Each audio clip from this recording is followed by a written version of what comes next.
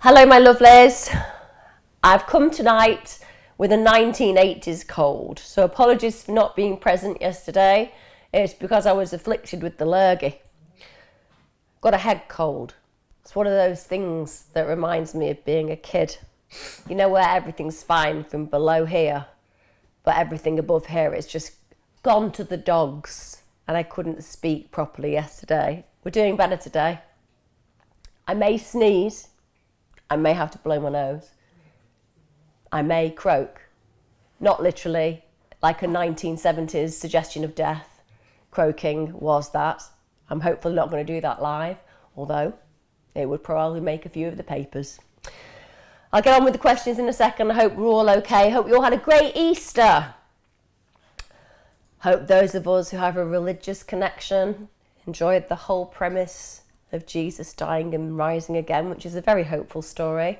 And for those of us who didn't, I hope you enjoyed a lot of chocolate, even if you just don't even care about Easter and merely took advantage of the fact that most of them go half price today. That's all I'm saying. I'm going to get on with the questions shortly, so apologies for my sarcasm. We're starting early today. I have proper sniffles. I look like I'm dressed, but I'm actually wearing Superman pyjamas at the same time as this smock. You and I know that now. It's probably not something I should have shared, but nonetheless, we are all friends here.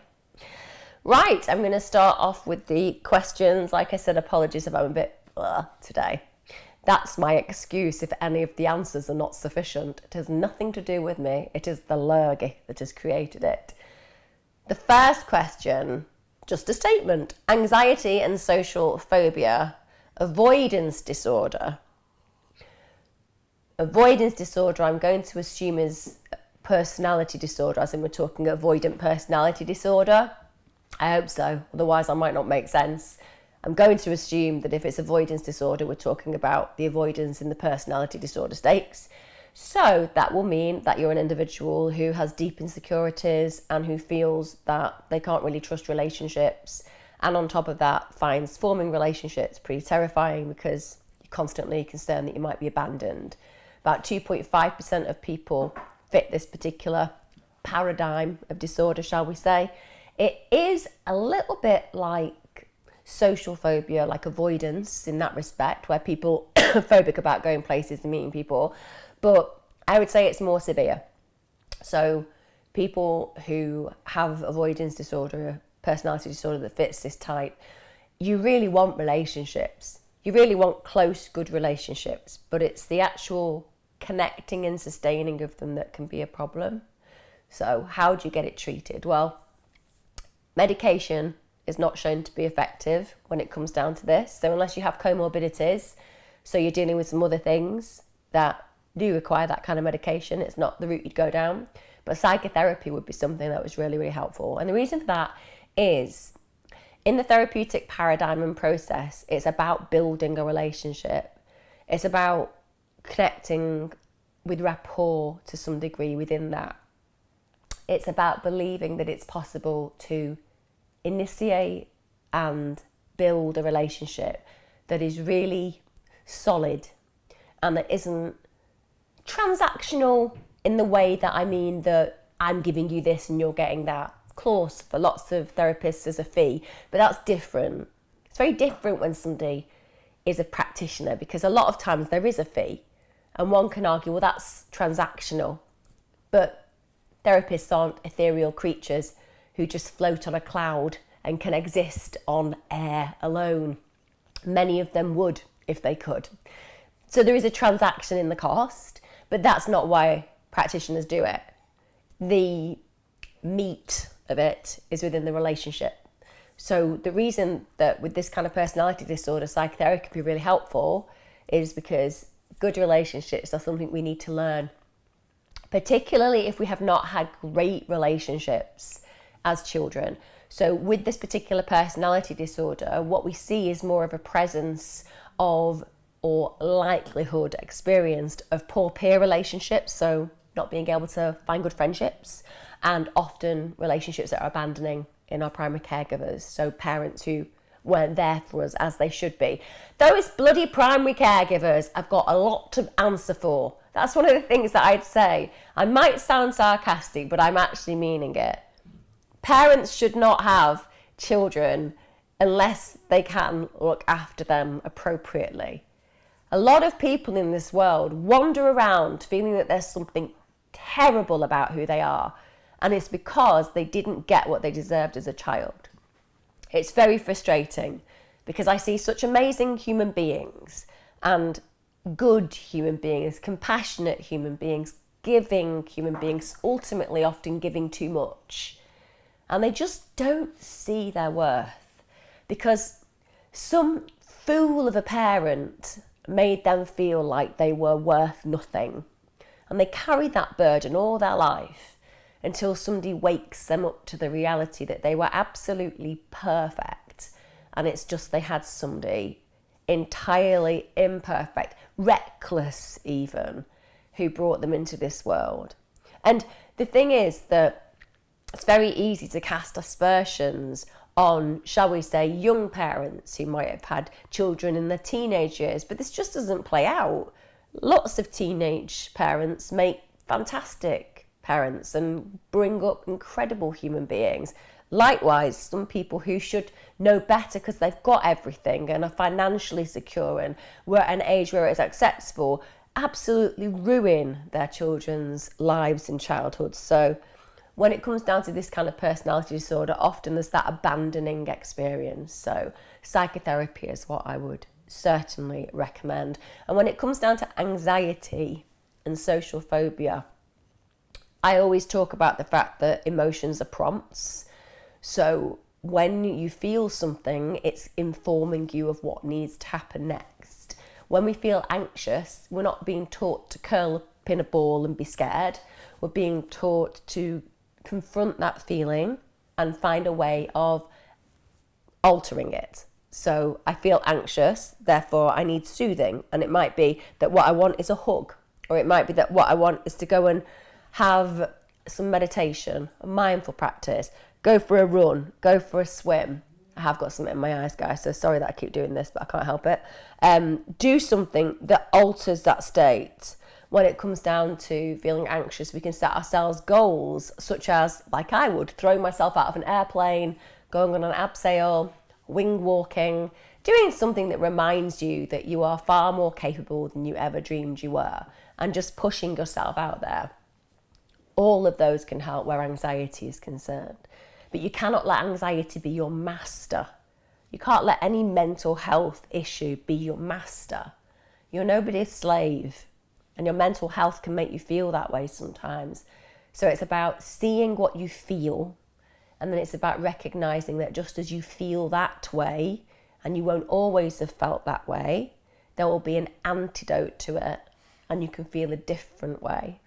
We do a disservice when we start talking about people in fixed terms. You are this, you are that, you have this, you have that. You're much more than a diagnosis. Everybody is much more than a mental health condition, and everybody has the potential to change their state. It's just being empowered enough to realise that you have a right to do so. What's the best therapy for PTSD has just come in. Well, I'm going to be a little bit flaky on the specifics of this for one reason. I think that the most important imperative part of the therapeutic experience is the relationship. I don't care what peer-reviewed study suggests that this is the one. We've decided this is it. Because honestly, it would be in their interest to write that study. Pure and simple. The word independent research is not ever really independent.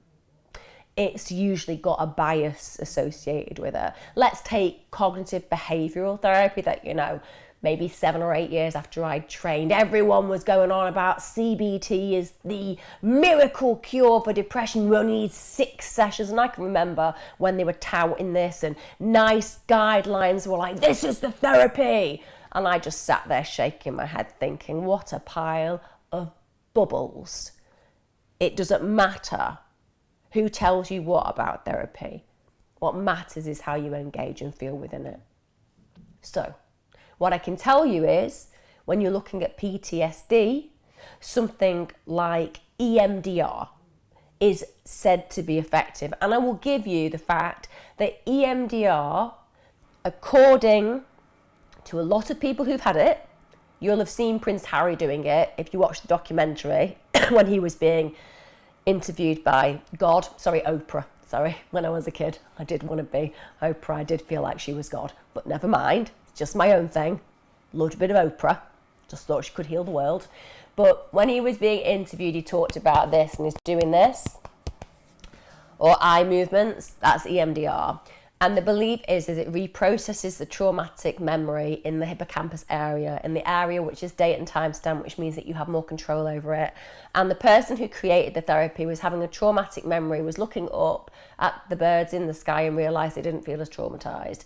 And arguably that reprocessing seems to be helpful for people. If you've got CPTSD, which is more complex, it may take longer and you might want to engage with some talking therapies alongside that. But certainly schema therapy and EMDR would be the ones that I'd recommend. The reason EMDR can be quite helpful is not everybody wants to talk about highly traumatic experiences and episodes. That can be quite triggering. However, there are some people, like me, that you could sit and tap a million years with me and it wouldn't change the way that I process trauma. I am a compartmentalizer, I am a talker, I am somebody who likes to analyse things, and I kind of like my connection with certain feelings. So for me, I would go more for a psychotherapeutic process and just have a conversation with somebody I really liked in therapy. But certainly I would genuinely say that I've seen some. The word miraculous probably feels a little bit biblical to use, but I do think some pretty miraculous changes where EMDR is concerned. And if you get a really great practitioner who you just get and connect with, I think it can make a massive difference. And the thing about PTSD is you're in survival mechanism mode. Always remember that the reason you're having these horrible memories, flashbacks, these triggers, it's not actually because your brain's trying to punish you. I think we kind of get caught up with this pathologizing of why we are the way we are. And if you take a step back and you're like, I actually have real sympathy and empathy with myself. Like I look at the reality of what I've been through and the fact that my body and my brain is trying to protect me. It's trying to prevent me from ever getting hurt that way again. And okay, it's on overdrive. It's amplified my reactions and so on and so forth. But actually when I take a moment and I just kind of take a breath and look at it, it's me trying to cope with something that was really unmanageable.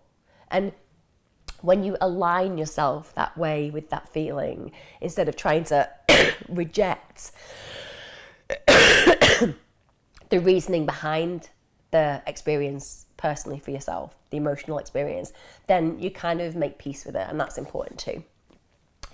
Hi Emma, I'm really struggling right now with missing my mother. I lost her 5 years ago last month after a long addiction to alcohol. I started coping, okay, eventually living with the pain of her loss. But lately the loss is hitting me like a ton of bricks. We are finally laying her ashes to rest next week. and I'm struggling to cope, and it's like I'm losing her and saying goodbye all over again. Any help greatly appreciated, thank you. Listen, the fact that you lost her 5 years ago last month, it could be that you lost her 20 years ago, it could be you lost her last week. The point is, this is how you feel. I think that people believe that there should be a time stamp on grief. It's as if we believe that we're entitled to a certain amount of sympathy and empathy and then get over it. And one, that betrays grief. It's not how the process works. And two, it suggests it's linear. And the idea that grief is linear is something mythical. Wouldn't it be great? I mean, believe me, I was trained in that. I was trained in the shock, denial, disbelief, anger, acceptance, resolution. And then there were a few where it came in, they'd had a couple more, and it's like 7 stages of grief. It's like whatever. At the end of the day, like, no one can tell you what your grief process is like. And should they patronize to do so or condescend to do so, show them the door, because it's not human. Some of us can navigate grief in a way that feels familiar when you see in films. Oh, I'm really sad. Oh, I'm a little bit less sad. Oh, I've learned to laugh again. Oh, I'm happy. And it looks great. You see that process. But for others, it's like it happens and we just go through the motions of life and we don't really think about it. And then 2 years down the line, we have a breakdown. Literally. That happens to many people. They can function really effectively, and then one day they burn the chicken, the washing machine breaks, and they just are a puddle. They're a mess because they're suddenly faced with the overwhelming feeling that they've been carrying that was so heavy that they didn't really acknowledge, and then this little extra straw essentially does break the camel's back. You have the anniversary of 5 years coming up. Your mother was an alcoholic. That means you were never given the relationship that you deserved. Complex relationships are difficult to deal with when death is involved, genuinely. Everybody who comes here knows I lost my dad in the most traumatic of circumstances. I don't shy away from that. I know that my father's closing moments were unbelievably horrific. I don't pretend otherwise. But my relationship with my father was so easy, so textbook, so good. He was my hero. That even though his death was straight out of a horror movie, thanks, Dad, it just means that I don't have those bigger questions. I had my dad. I feel really sorry for people who have had to share their parent with things like addiction, because it's not that those people weren't capable of loving greatly and cherishing you dearly, and it's not that they won't have, it's that the addiction will have just taken some of that space. And that means that you'll never have had what you deserved and what they deserved as well. So when you come to grieve, you're not just grieving what was, you're grieving what could have been. And that's tragic. It's a tragic feeling, and it takes a long time to make sense of it and to be able to forgive them, to be able to see that it was never about you and that their incapacity and inability to love you as fully as you deserved came from their incapacity because of their dependency. And like I said, that won't answer the grief that you feel, but I hope it tempers your understanding of this need to be okay when actually it wasn't okay. Complex grief is really challenging, and the ritual of going and spreading your ashes, that's really good. Don't be afraid to keep some of those ashes if you're not ready to get rid of them all. I do have a whole cupboard of ashes, I literally do. One day, when they carry me from this house, or whichever house that I die in, they will be like, what is that weird cupboard over there with all those boxes and wooden things. Like, it's basically Emma's family. Well, most of them. Some I only got to keep half of. Yeah, in death you have to do things like share stuff. But at the end of the day, whatever works. So my suggestion to you is just be peaceful with your pain. Don't fight it. Understand it hurts. And if you carry on feeling this real overwhelming grief, then it can be really helpful to talk to somebody about it. I mean, I get it. You know, right now, everyone's going to be on a waiting list till we're 97, but it's worth being on the waiting list. It really is. Grief is always something beautiful to process. I genuinely promise you that. My dad passed away to alcoholism.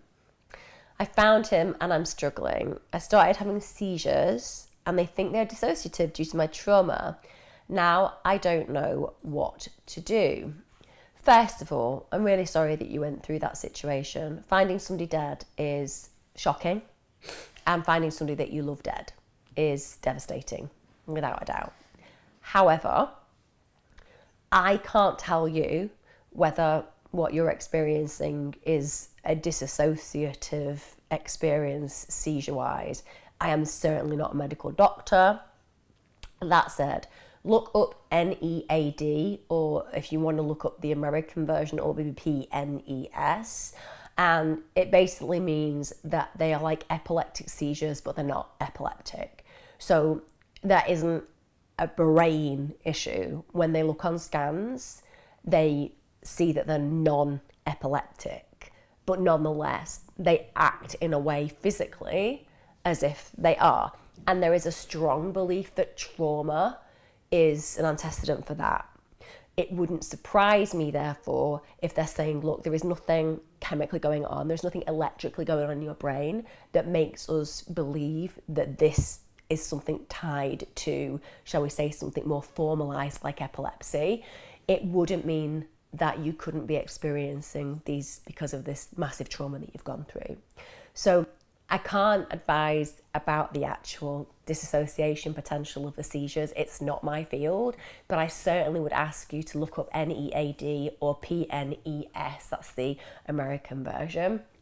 If it turned out that you were, and this was down to deep trauma, then arguably if your general practitioner is obviously working with the trust that's doing all of these things to tell you that it's not epilepsy and it is to do more with trauma because of your horrible experience, then they have to think about how they're going to give you wraparound care to make that safe for you. Because nobody wants to be going around having a seizure. It's scary. Now, there are things that can be done. So you can go on a waiting list if it's validated that this is a concern, to have a support dog. And support dogs, apart from the fact that they are the best thing in the whole universe because they involve a dog, but they can be really, really helpful. There will be a massive waiting list, so you should get on it as soon as possible.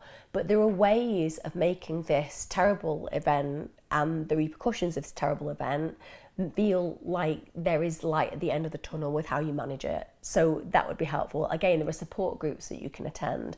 Anything that makes you feel less isolated. When it comes down to the fact that you found your dad and it was due to alcoholism, well, they're complex issues. Trauma therapy would be helpful without a doubt, because one, you won't have had the relationship that you deserved because alcoholism stops that capacity. And two, look, finding somebody dead is the worst thing in the world.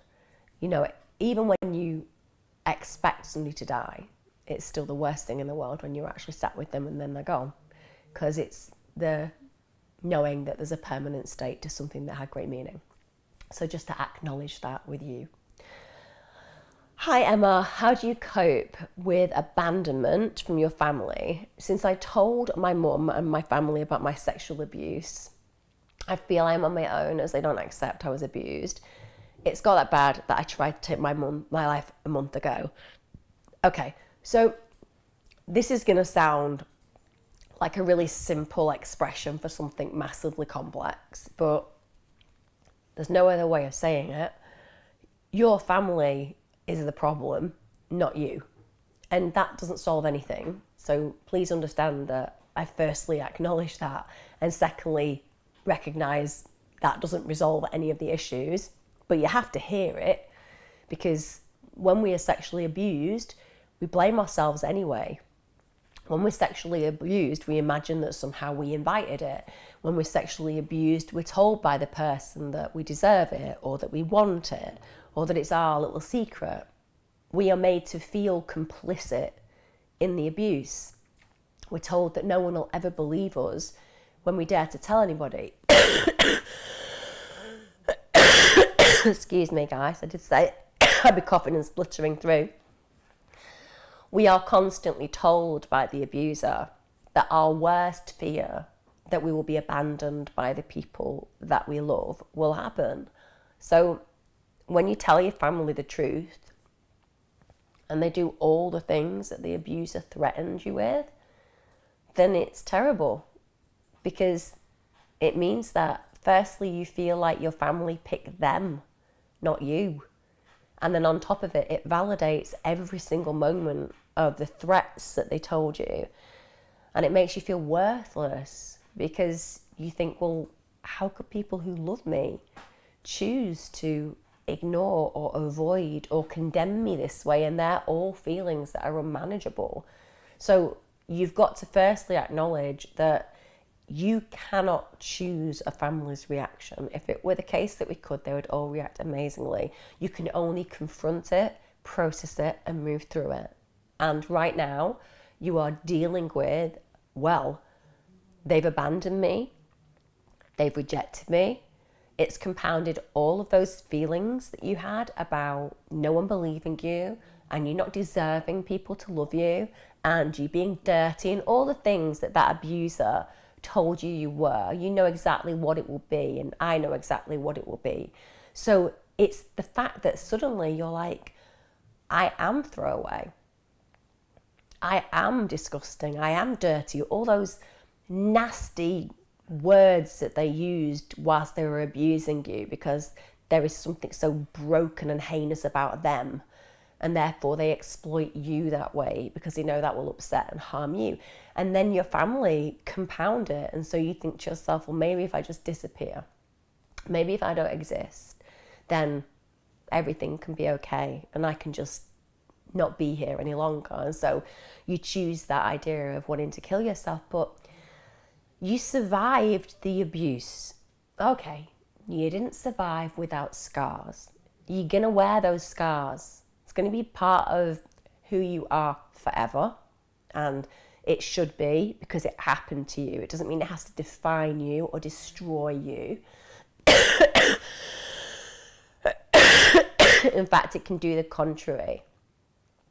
People who are sexually molested and realize that they are survivors and that they don't need permission of anybody else to know that they are good human beings, who can look in the mirror and say, you know what, you did well, you got me here.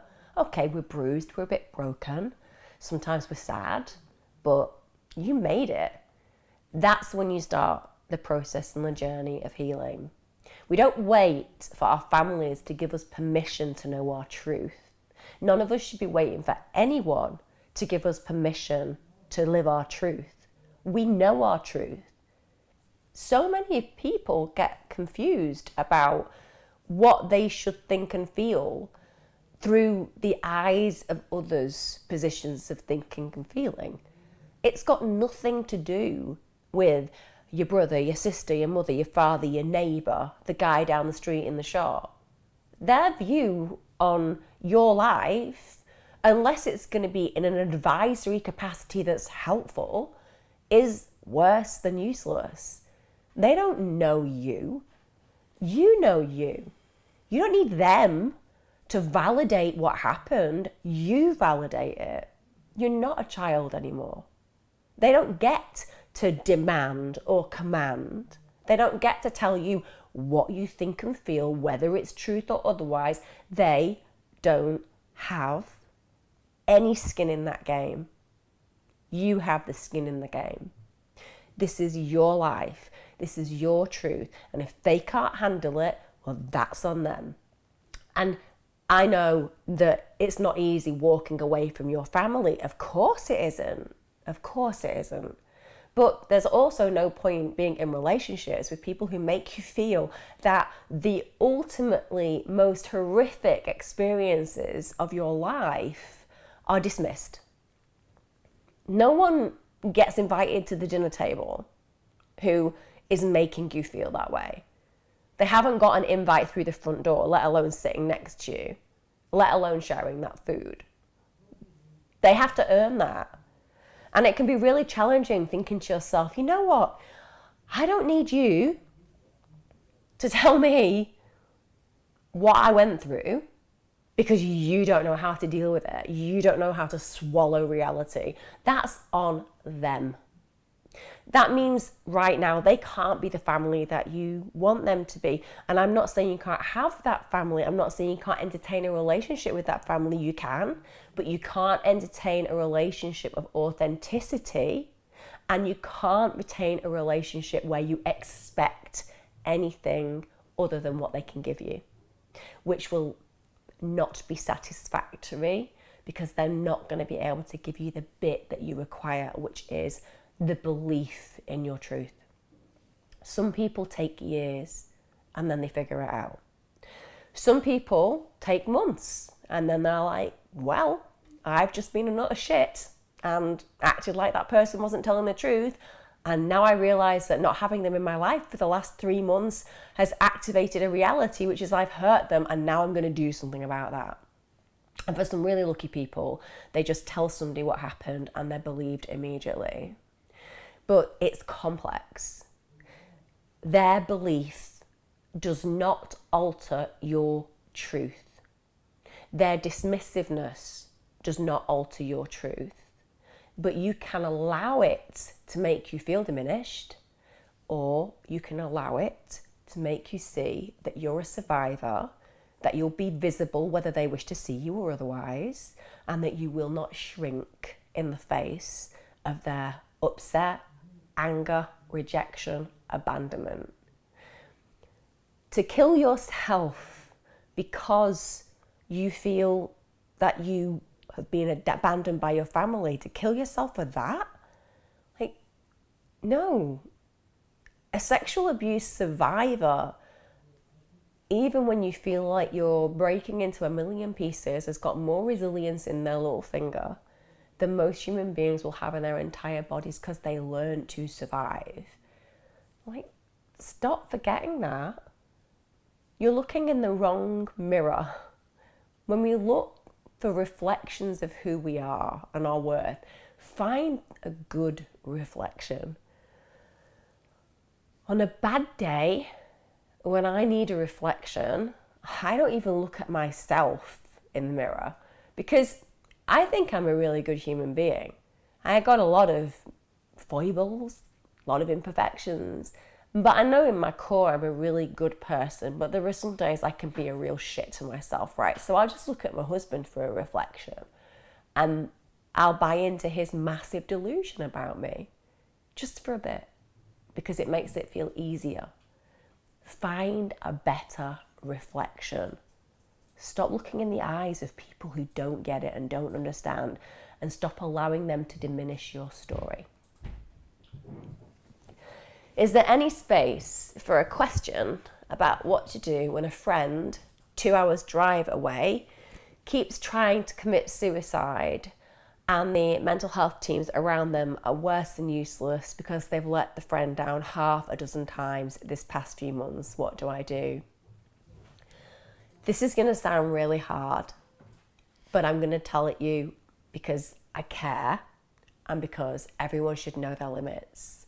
You cannot save somebody who does not wish to be saved. That does not mean that I do not think that you should listen to your friend, be there for your friend, answer their calls when they're in crisis. But if this is you feeling like you have to keep them treading water and it's become a point where you yourself aren't even sure that you'll have the energy to sustain that, and if anything terrible happens to her or him, God forbid, you will be dragged down because of it, then you are too intertwined in this scenario. I am not for 1 minute pretending that as a friend, it's not part of our job and duty to dearly care for the people that we share our friendship lives with, of course. But if the professionals are not doing the job and the support is not there, then this idea that you, as a friend who lives hours away, can be the hero, and don't get me wrong, what you're doing is heroic. Even the fact that you care so deeply about this friend is heroic, but you can't be the ultimate hero. It's not your job, it's not your duty, and it will lead to you feeling ill-equipped because it sounds like you're not very old, and therefore you're not somebody who's going to have a vast amount of experience in this. People who are suicidal for lots and lots of reasons. And if they elect to make that choice, then they elect to make that choice based on all of those variables. It's not because a friend failed to answer a phone call. It's not because a friend failed to drive 2 hours to see them. It's none of that. It's to do with a tipping point. It's a tipping point that we don't want anybody ever to reach. My God, I have lived not wanting people to reach that tipping point. But we have to understand that we cannot be culpable or responsible for them in that respect. What you can do is be boundaried. I think when you're living or working or friends with somebody who is highly suicidal, it is really important to have good, healthy boundaries. So, one of the things that you could do with your friend is to create a suicide strategy, which is how they avoid getting to that point.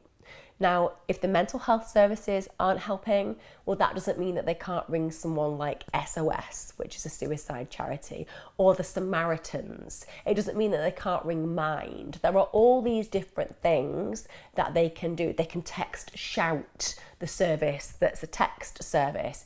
There are things they can do. You might have a list such as, when you're starting to feel chaotic and panicky, who can you ring in your local area who will be able to reach you? It could be a parent, a friend, it could be a colleague, it could be a person they attend uni with, whatever. The point is you create a strategy and then go through each of those strategy pieces. And then you can be on that list, and that might just be they call you to remind them of how to put their strategy in place for dealing with their suicidal behaviour. Also, the other thing that I would say is, and this is something that people get really understandably and rightfully angry about, is it can feel really cold going to A&E. I used to work with really traumatised young people. It's been a great privilege and an honour to work with those people, some of whom I am still very fortunately a decade later in touch with, and who I have seen grow and shift and change and develop, and it's been a massive honour. Some of whom I still have very close connections with because I'm known as a safe person in their life, even all these years on. So I'm not a practitioner with them anymore. Our relationship is shifted and I'm a safe person within their world. However, when you are recognising that certain individuals act in a way that means that they turn up a great deal at A&E, because they rightfully are feeling the way that they're feeling. It's not that they're pretending. What often happens is that they don't get necessarily treated with a way that makes them feel warm and safe. This won't be the same everywhere. I appreciate, by the way, when I'm saying this, I know a lot of nurses watch this and people who are in the medical field, so please don't feel judged when I'm telling you this, but you will all know what I mean. It's really hard when people are trying to save lives. Like, nurses and doctors are sometimes putting people back together, or they're telling a parent that the child is not going to make it. They have this stress that sometimes they carry, and then somebody walks in who is in genuine distress mentally but looks able-bodied, or may have presented 6 or 7 times in 2 or 3 weeks, and they can't see it. In that moment, they just can't see it. So they respond in a way that doesn't make that person feel very held. And that can be really tragic for that individual, but help them to see, help your friends see, that sometimes that reaction is just from a place of meaning in that moment. It's not a reality. And just to understand that if they don't get that reaction when they get to A&E that they want, it's okay. They don't need to, because they're not there to stay in A&E. They're there to get some mental health work. So arguably what I say to everybody and what I used to say to my gorgeous young people all that time ago was, you demand. You just get there. It doesn't matter if they're cold with you. It doesn't matter if they're aloof with you. It doesn't matter if they criticise the fact that you're there for the 8th time. You just don't go. And you just say, I need to see a mental health practitioner, you see a duty psychiatrist, and you just don't go until you get the admission that you require. Because when they see that you're not leaving, and when you're not willing to walk out, and when you know that you are in danger, then they will help you. But at the moment, hospitals are in dire straits when it comes down to meeting the needs of the general public in a whole heap of ways, and nurses and doctors are understandably not in a zone where they can be as patient as normal, I guess. What are your thoughts on Grindr, Emma?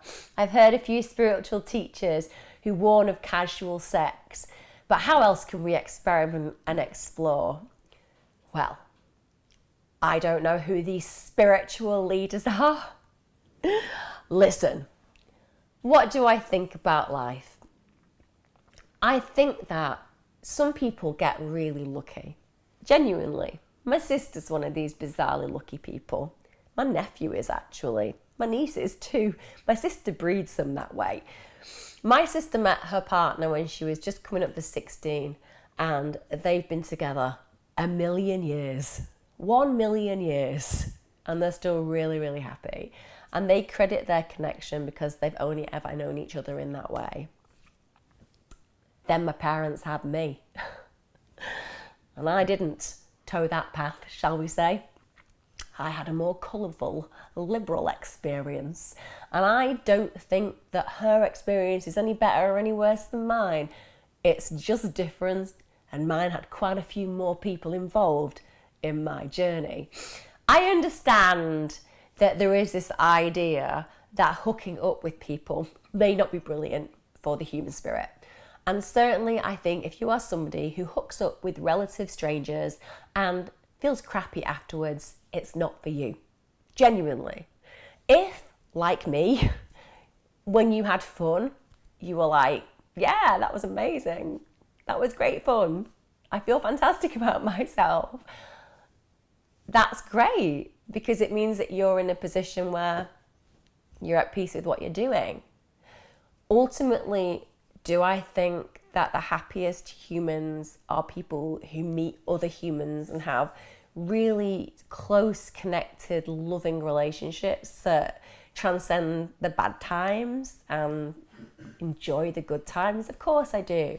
We're human beings. When you look back anthropologically at human experience, we tend to select, at least for long periods of times, one mate.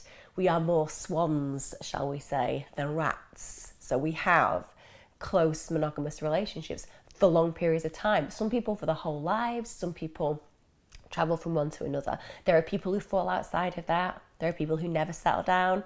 But I think if you're on Grindr and you're hooking up,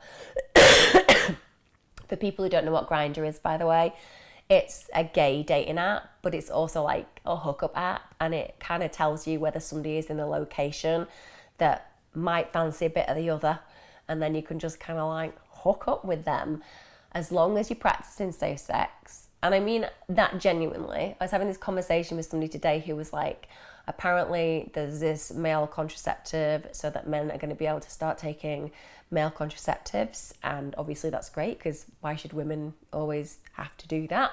But equally, if you're hooking up, you should always use a condom. Like, I know we're talking about a gay app, but even on a straight level, pregnancy is the best thing you can catch when it comes down to that stuff. Spiritual gurus will always say, because I've studied transcendental work, and also because it's the question I've asked myself many, many times, because, you know, like I said, some of us are liberal, some of us aren't.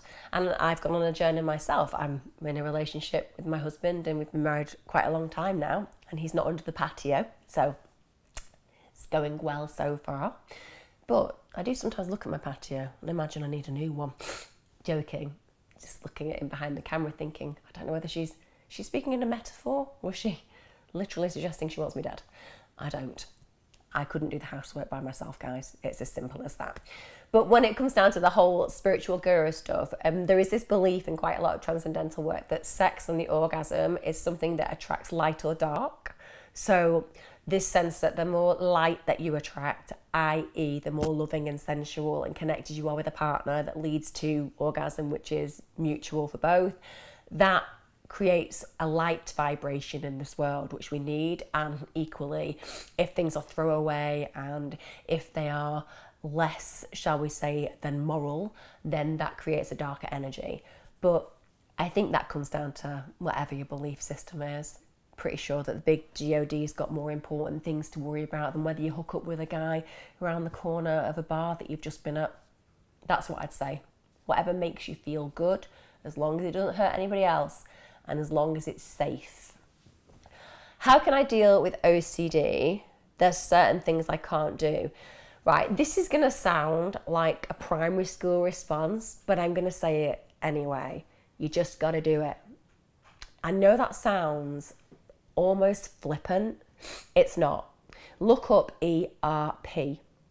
So basically, this is a therapy where you just know that all the things that you feel like you can't do are there, and you know that your brain is saying, you can't do that, you can't do that, you must do this, you must do that, and you like let it be, you let it go through your head, you know it's there, and you just ignore it and do everything that you know you have to do, even though it's choosing you to actually have those very uncomfortable feelings. For example, I've had people who've had horrific intrusive thoughts. The intrusive thoughts are telling them that they want to do a whole heap of horrendous things to people that they love. And this made them feel like they didn't really want to be around people that they love, because obviously it's incredibly upsetting to have these horrifically intrusive thoughts just crescendoing through your head all the time.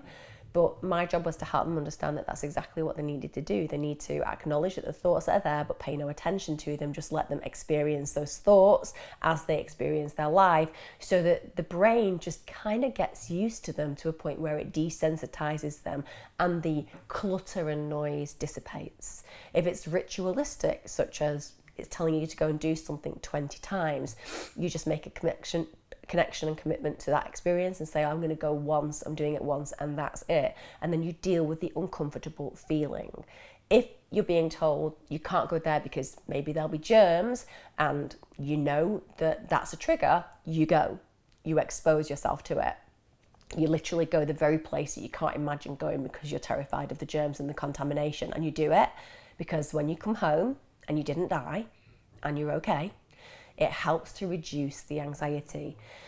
Imagine OCD as anxiety on steroids. It's become so huge, the anxiety, that it's physicalized itself. It's actually manifested itself into something. The only way that you can meet that giant is to do it head on, so that you make it smaller and smaller and smaller and smaller until it is literally a speck of dust that you can just flick away.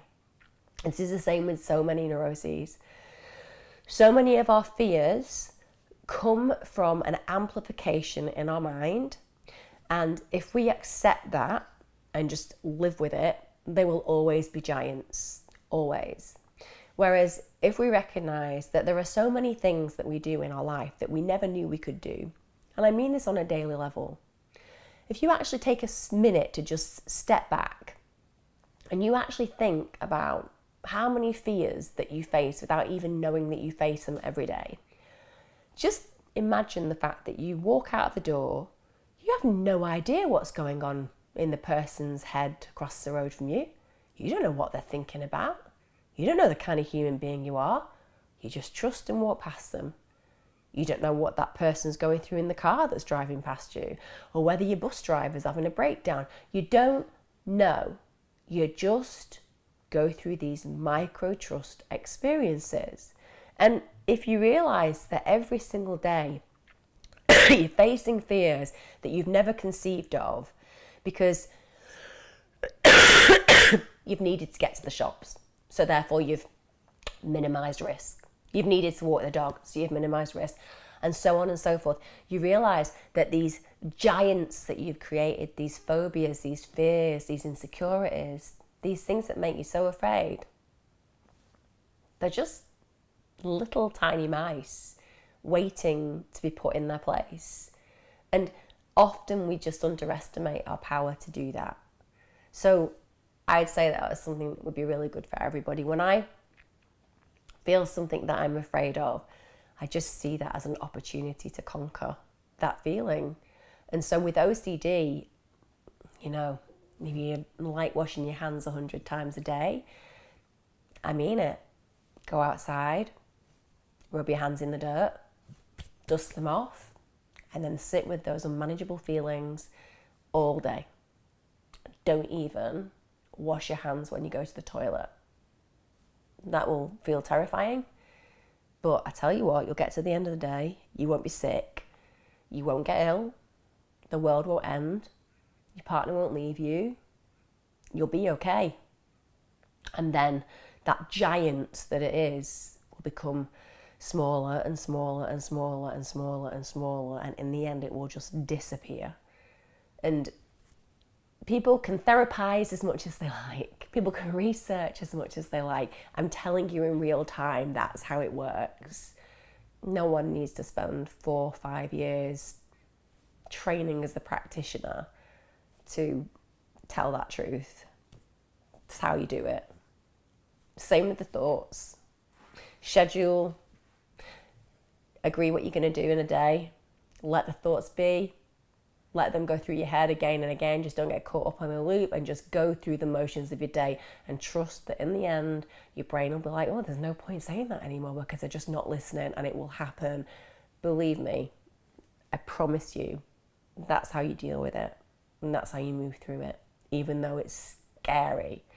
Same as for anybody tonight with OCD who's laying in bed thinking, I need to go and check the windows for the 400th time.